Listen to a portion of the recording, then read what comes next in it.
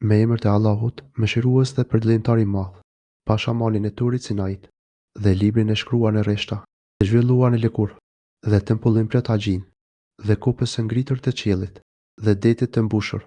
Me të vërtetë, dënimi i Zotit tënd do të ndodhë, dhe askush nuk mund ta pengojë. Atë ditë kur qielli do të lëkundet fuqishëm, e malet të lëkunden me të madhe nga vendi.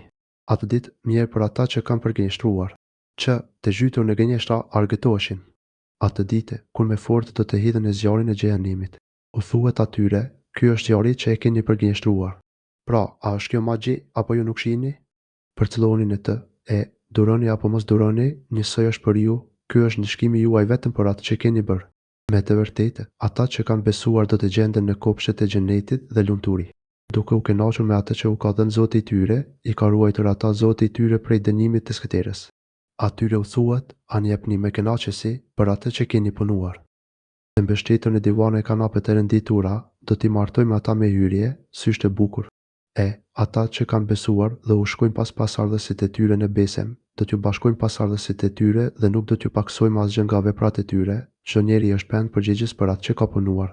Dhe do t'ju zgjerojmë dhuntit atyre me pemë dhe mish që ju ka ënda. Në të xhenet i asgjasë njeri, tjetrit kotat e mbushura, atë nuk do të ketë bisedat e kota, as me kate. Do të sillen rreth tyre shërbyes kimanet dje mosha të ngjashëm me margaritarin e ruajtur. Dhe njeri, tjetrit i drejtohen duke e pyetur, do të thonë, ne, me parë, në familjet tona jemi friksuar nga dënimi. Perëndia na ka dhuruar mëshirë dhe na ka ruajtur nga dënimi i rënd i frumës e muese. Ne, me parë në jetën toksore e kemi adhuruar atë, ai, me të vërtetë, është bamirës dhe mëshirues.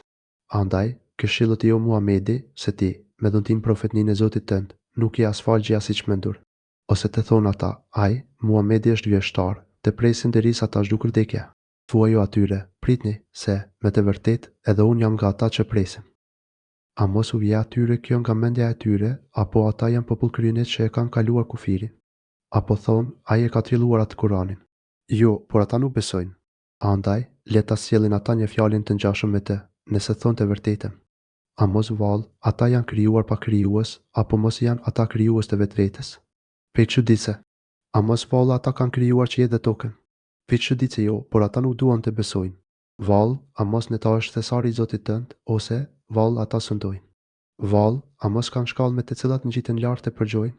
Pe çuditse le të sjellë ai përgjuesi i tyre argumente qartë. Apo për te janë vajzat e për ju djemt. Pe çuditse.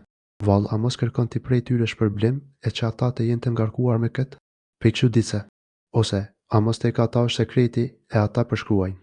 Pe çuditse. Apo dëshirojnë ngatëresë e vetëm mohuesit do të jenë të ngatruar? Ose ata kanë zot tjetër pos Perëndisë?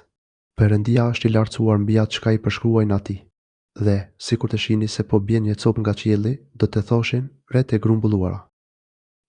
Leri ata, derisa të mos takohen me ditën në të cilën do të shkatërohen. Ditën në të cilën, dinakërit e tyre nuk do të bëjnë dobi asgjë dhe kur ata nuk do t'i ndihmojë askush. Me të vërtetë, për zullumçarët ka edhe dënim tjetër pos këtij, por këtë shumica e tyre nuk e dinë. Ti duro për vendimin e Zotit tënd.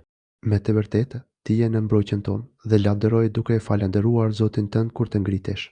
Dhe madhëroje atë edhe natën edhe pas perëndimit të yjeve.